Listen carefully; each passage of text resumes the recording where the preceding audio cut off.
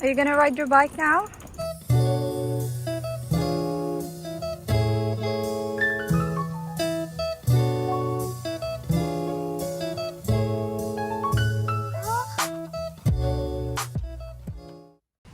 Nag-stop muna kami guys kasi meron pa naman kaming time.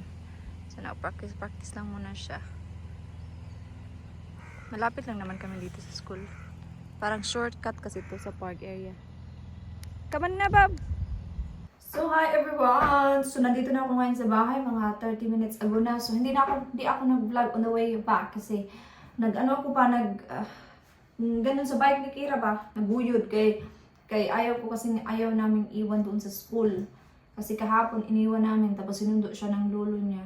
Kasi hindi kasya doon sa sasakyan ng lola niya. Kasi malaki kasi yung ni Kira ba. Hindi siya malaki pero long yung niya, yung bike niya. So dinala ko siya on the back home ba.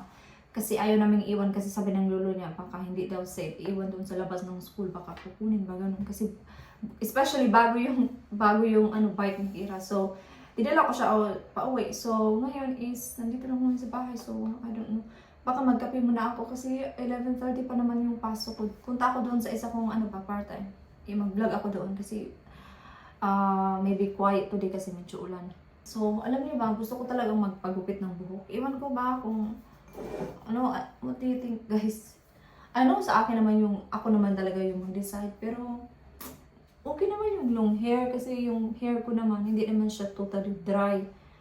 Pero gusto ko magpakat ulit ng buhok. I don't know, I'm not really sure.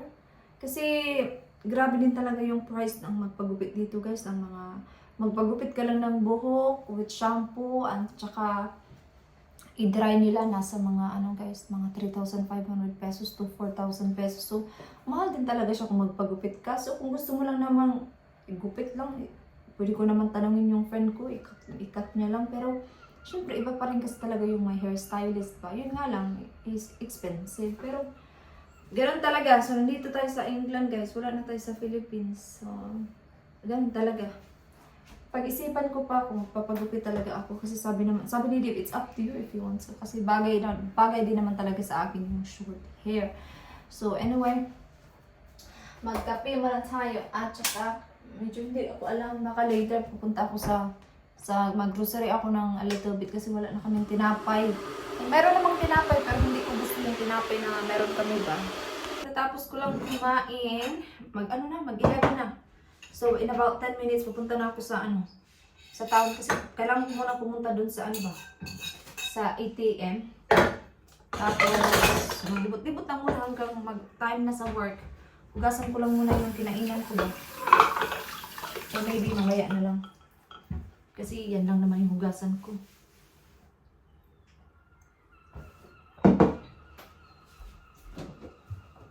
Inulam ko yung adobo ko ba. Adobo na naman na paulit-ulit na iniinit. Pero masarap yung adobo pag paulit-ulit mo ng init ba.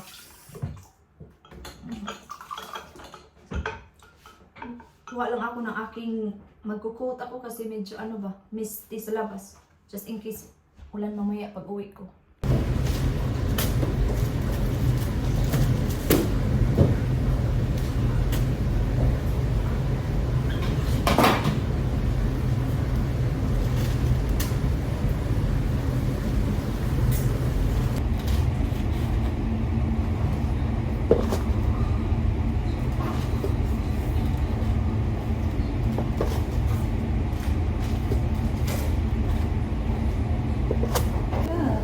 Yeah. I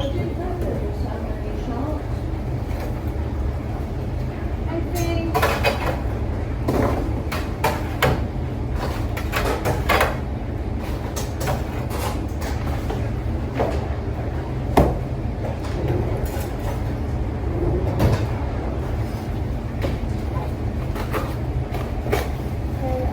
I'm gonna put it in the bag.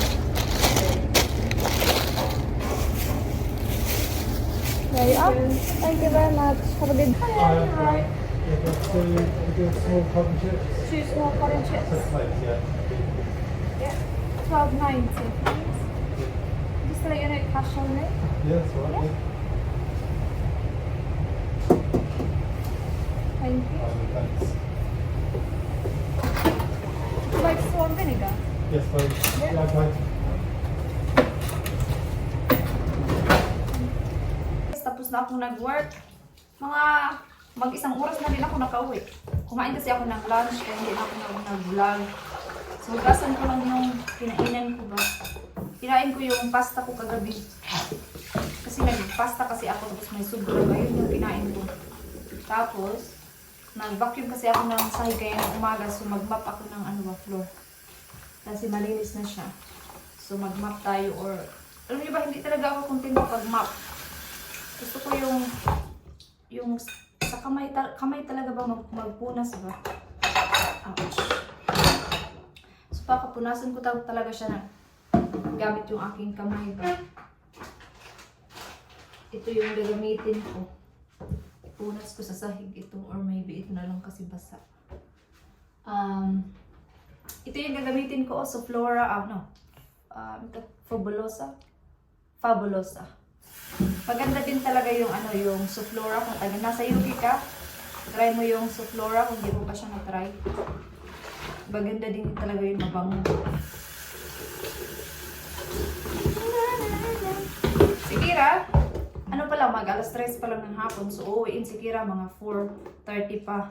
Kasi may yun siya, may choir. Kasali kasi siya sa choir, guys. So, extra 1 hour. Tapos, pupunta kami sa park kasi mag-practice din siya ng kanyang bike. Para din mapagod siya para matulog ng maaga. Pero good thing kay Kira kasi maaga na siya natutulog. Unlike before talaga na minsan 10:30, kaya pagod sa umaga. Buti na ngayon, 8:39, tulog na siya. So anyway, punasan ko lang muna yung sahig. So nandito na kami ngayon guys sa labas kasi kararating lang ni Kira. Pardon? Yeah, Dad is driving. Medyo mahangin. Baka paulan nga tingnan nyo. Mga maybe 10 minutes lang kami dito kasi mahangin.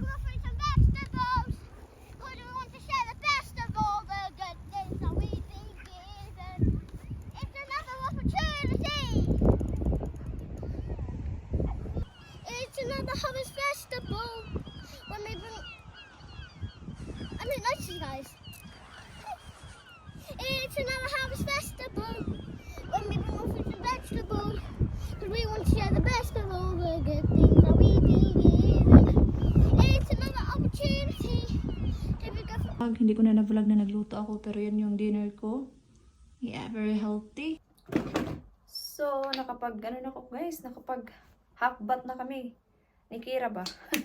Nakapag-half-bath na kami ni Kira. So, si Kira naligo siya at ako ay nag-half-bath lang.